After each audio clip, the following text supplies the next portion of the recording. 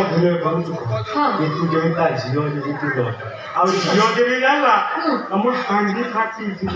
ଠିକ କଥା କହୁଛ ତମେ। ବୁଢ଼ାକେ ଶୁଣିବି ଯାହା ବୁଝିଲ ଡାକିବି ତୁ ଆସିବ। ସନ୍ଧ୍ୟାବାବୁ ଘରେ ଅଛ?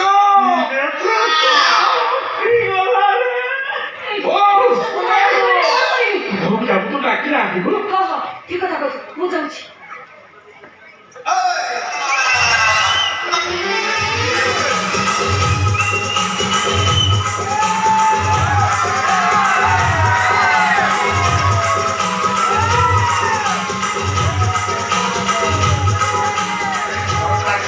ଦେଖାଯାଉଛି କେହି ଦେଖା ଯାଉନାହାନ୍ତି।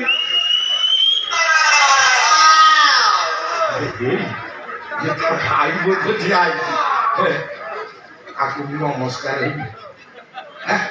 ଏଇଟା ଦେଖିବାକୁ ସାନ ଲାଗୁଛି ମୋ ଠାରୁ ସାନ ହବ ଆକୁ କଣ ନମସ୍କାର ନା ନା ନା ନା ନା ଝିଅର ବଡ ଭାଇ ମାନେ ନମସ୍କାର ହବାକୁ ପଡିବ। ଭାଇନା ନମସ୍କାର।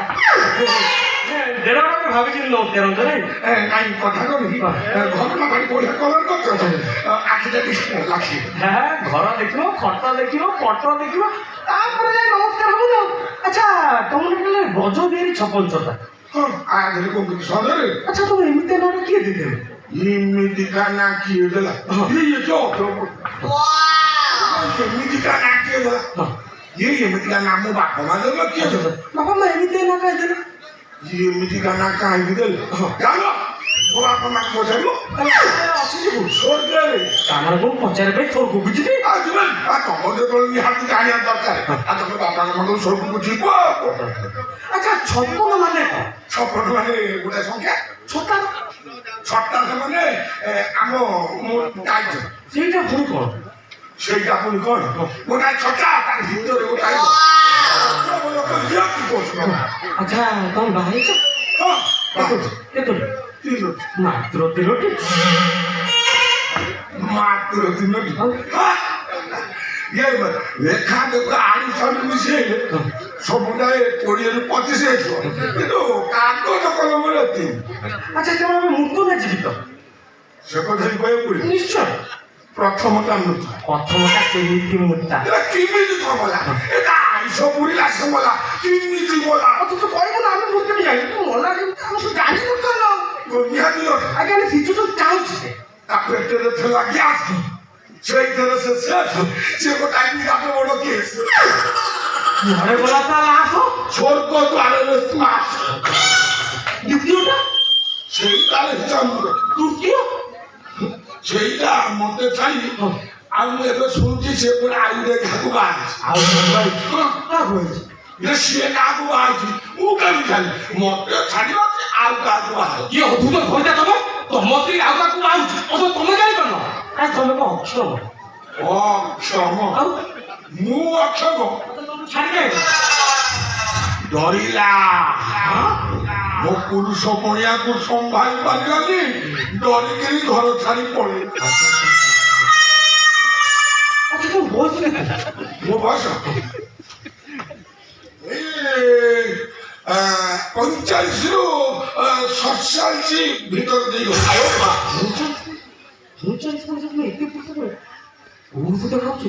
ଔଷଧ ମୁଁ ଔଷଧ କାହିଁକି ଖାଇଲି? ଛୁଆ ବେଳୁ ସେମିତି ଖାଦ୍ୟ ମୁଁ ଖାଇଛି। ବାପା ମା ମାନେ ସେମିତି ଖୋଇଛୁ। ଅଣ୍ଡା ମାଛ କ୍ଷୀର ଦହି ଛେନା ଫଳ ହଲିକ୍ସ ଏମିତି କେତେ କଣ ଖାଇଛି। তুমি ফল খাইছ? কোন ফল খাইছ? ভাই ଚାରି ଘରକୁ ଜୁଆର ହଉଛି ତ ମତେ ଡାକିଲ କଣ ତମ ଭଉଣୀ ଦେଖେଇବାକୁ? ମତେ ସେଇ କଥା ବିଷୟରେ ପଚାରିଲ ଆଗୁ ସାରେ ପଚାରିବ ମୁଁ ତ ଖାଇସାରିଲି। ତମେ ମୋ ଭଉଣୀ ଆମେ ତମ ଦେଖୁ ତାପରେ ବାହାର କରିବା ଅସ୍ତବଚନ କଣ? ଆଚ୍ଛା ତମ ପଚାରି ତମ ଗୋଡ଼ ଠିକ ଅଛି? ତମେ ଥରୁଛ କାହିଁ? ମୁଁ କାହିଁ ଧରି ପ୍ରଥମ ଦିନ ଆସିଛି କାଳେ ବଡ ଭାଇ ମୁଁ କହିବ ଠିକ। ଆଚ୍ଛା ତମର ଗୋଡ଼ ଥରୁଛି ବିନ୍ଧୁଛି ତମ ପେଟା ବିନ୍ଧୁଛି ନା ତମ ଭଣ୍ଡା ବିନ୍ଧୁଛି? ମୋର କଣ ବିନ୍ଧିଲା ତମେ କେମିତି ବ୍ୟସ୍ତ ହବ? ଆଚ୍ଛା ତମ ଯୋଉ ଗୋଡ଼ ତମ ଡାଇବେଟିସ୍ ଅଛି? ମୋର କାହିଁ ଡାଇବେଟିସ୍ ହବ? ଆଚ୍ଛା ତମ ଗୋଡ଼ ବିନ୍ଧୁଛି କାହିଁକି? ଅଜବ ପ୍ରଶ୍ନ। ଡାଇବେଟିସ୍ ହେଲେ ଗୋଡ଼ ବିନ୍ଧିବ ଆଉ କଣ ବିନ୍ଧୁଛି କଣ? କଣ ପାଇଁ ପିନ୍ଧୁଛୁ ମୋର ଅତ୍ୟଧିକ ଥଣ୍ଡା ହେଇଯାଇଛି ସେଇଥିପାଇଁ ଥଣ୍ଡା ଅଛି আমি তোমার ইসুন ভুলে আছি ଏ ଭାଇ ହେ ମୋର ଇସୁନ ବୋଲି ଆଜି ତୁ ଖାଇଲେ আচ্ছা তোমার ইসুন মাপি দাও কেতে ଅଛି ଏ ଭାଇ ତୁ କାହିଁକି ମୋ ମୁଣ୍ଡ ଖାଉଛୁ ତମ ଡାକିଲ ଯୋଉ କାନରେ ଡାକିଲ ମତେ କହିଲ ଭଉଣୀକି ଡାକି ଦେଖେ ଭଉଣୀକି ଡାକିବ ଦେଖ ନହେଲେ ମୋ ମୁଣ୍ଡ ଖାଉନି ମୁଁ ପଳେଇବି ଆଜ୍ଞା ମୋ ଭଉଣୀକି ଡାକିବା ଦରକାର ମୋ ଭଉଣୀ ଆସିଲାଣି जब से तुम्हें मैंने देखा सनम जब से तुम्हें मैंने देखा सनम मेरी आंखों में तुम मेरी नींदों में तुम मेरे ख्वाबों में तुम हो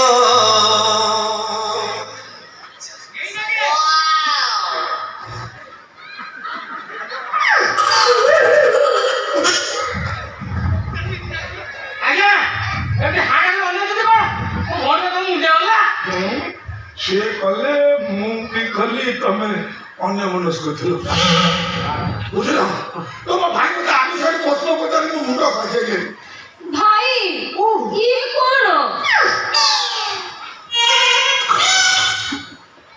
ଇଏ କଣ ଇଏ କଣ ଇଏ କଣ ଇଏ କଣ ଇଏ କଣ ତମେ କହିବ ନା ଆଜ୍ଞା ଆମ ଘରେ ଗୋଟେ ପରମ୍ପରା ଅଛି କଣ ଆଜ୍ଞା କଣ ଆମ ଘରେ ଯୋଉ କୁଣିଆ ମିତ୍ର ଅଛି ଆମର ଥଣ୍ଡା ସର୍ବତ କିଛି ଦଉନା ଡାଇରେକ୍ଟ ଓଲ୍ଡ ମଗ